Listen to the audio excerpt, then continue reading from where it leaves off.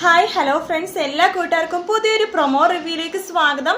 അങ്ങനെ ശ്രുതി നാടും അടുത്ത് ആന്റിയുടെ അടുത്ത് നിന്ന് തിരിച്ച് വീട്ടിലേക്ക് പോകാൻ പോകണം. എന്തായാലും ശ്രുതി തിരിച്ചു പോകുമൊന്നുമില്ല കേട്ടോ, കാരണം അവിടെ അത്രയും പ്രശ്നങ്ങളും കാര്യങ്ങളാണ് ശ്രുതിയുടെ അമ്മക്കും അച്ഛനും ഉള്ളത്.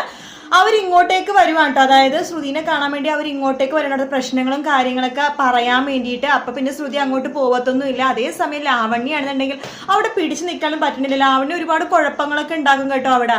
കാരണം വെച്ചാൽ ഒരു പരിപാടി വെക്കുമ്പോഴേക്കും ലാവണ്യ ഇങ്ങനെ കുറച്ചിങ്ങനെ വെള്ളമൊക്കെ ഇങ്ങനെ അടിച്ച് ഭയങ്കര പ്രശ്നമൊക്കെ ഉണ്ടാക്കുകയൊക്കെ ചെയ്യും. അത് മാത്രമല്ല ഭയങ്കര ഓവർ മോഡേൺ ഗേളുടെ സ്വഭാവമില്ല, ആ സ്വഭാവം കാണിക്കും. മുത്തശ്ശിക്കാണെങ്കിൽ ഒട്ടും ഇഷ്ടമാവില്ല കേട്ടോ.